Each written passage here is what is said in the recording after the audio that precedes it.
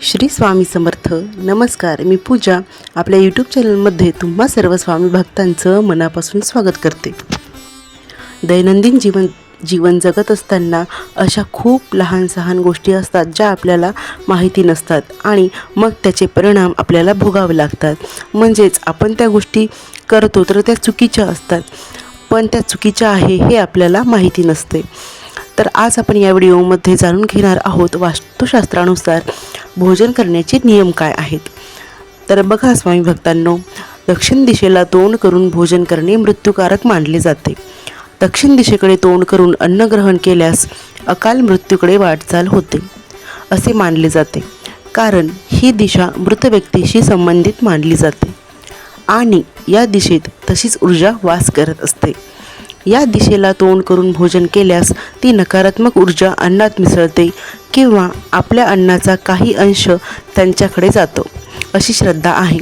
सतत असे केल्याने त्या शक्तींशी संपर्क वाढतो आणि मृत्यूची दिशा सक्रिय होते, ज्यामुळे आपण किंवा आपले एखादे प्रिय व्यक्ती अचानक अकाल मृत्यूकडे जाऊ शकते. तर मग भोजन करण्याची योग्य दिशा कोणती, तर चला जाणून घेऊया.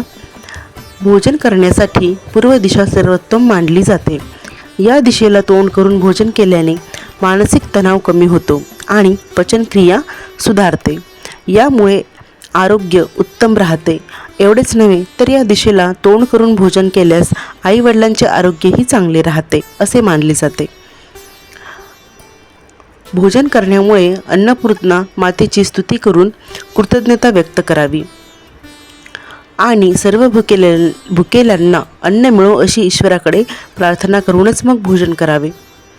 गृहस्थासाठी सकाळ व संध्याकाळ असे 2 वेळा भोजन करण्याचे विधान आहे. दोन्ही हात, दोन्ही पाय व मुख ही 5ही अंगे धुवून भोजन करणारा दीर्घायुषी होतो. ओले पाय ठेवून भोजन केल्यास आयुष्य वाढते. कोरडे पाय, चप्पल, बूट घालून, उभ्याने झोपून, चालत फिरत, बिछाण्यावर बसून, मांडीवर ठेवून, हातात धरून, फुटलेल्या भांड्यात, डाव्या हाताने मंदिरात संध्याकाळी, मध्यरात्री किंवा अंधारात भोजन करू नये. रात्री पोटभर भोजन करू नये. त्याचप्रमाणे रात्री दही, सत्तू व तीळ यांचे सेवन करू नये.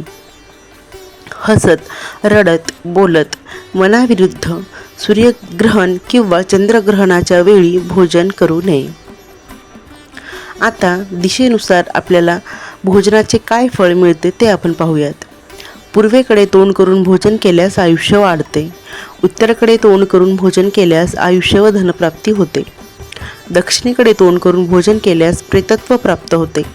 पश्चिमेकडे तोंड करून भोजन केल्यास रोग होतात. भोजन नेहमी एकांतात करावे. पत्नी भोजन करत असताना तिच्याकडे पाहू नये. बालक व वृद्ध यांनी भोजन केल्यानंतर स्वतः भोजन करावे. स्नान, पूजन, हवन न करता भोजन करू नये. स्नान न करता ऊस, पाणी, दूध, फळे व औषधाचे सेवन करता येते. कोणासोबतही एकाच भांड्यात भोजन करू नये. पत्नीबरोबर देखील नाही. आपली उष्टे कोणाला देऊ नये व स्वतःही कोणाची उष्टे खाऊ नये. कांस्य पात्रात रविवार वगळता भोजन केल्याने आयुष्य, बुद्धी, यश व बल वाढते. परोसलेल्या अन्नाची निंदा करू नये. जसे असेल तसे प्रेमाने भोजन करावे. ईर्ष्या, भीती, क्रोध, लोभ, राग व द्वेष अशा अवस्थेत केलेले भोजन रोगांना आमंत्रण देते. भोजनात प्रथम गोड, मध्ये खारट व आंबट आणि शेवटी कडू पदार्थ घ्यावेत.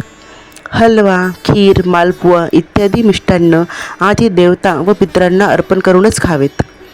पाणी, मध, दूध, दही, तूप, खीर व सत्तू सोडून इतर पदार्थ पूर्णपणे संपवू नयेत.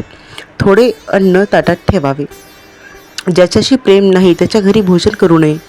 मलमूत्राचा वेग असताना भांडणाच्या वातावरणात जास्त गोंगाटात पिंपळ किंवा वडाच्या झाडाखाली भोजन करू नये. अर्धवट खाल्लेले फळ, मिठाई पुन्हा खाऊ नये. भोजन सोडून उठल्यावर पुन्हा भोजन करू नये. गृहस्थाने 32 घासांपेक्षा अधिक भोजन करू नये. थोडे खाणाऱ्यास आरोग्य, आयुष्य, बल, सुख, सुंदर संतान व सौंदर्य प्राप्त होते. जाहीरपणे ताशे वाजवून जे खायला घालतात त्यांच्या घरी भोजन करू नये. कुत्र्याने स्पर्श केलेले, श्राद्धाचे उरलेले शिळे फुंकर मारून थंड केलेले, केस पडलेले, अनादराने दिलेले भोजन करू नये.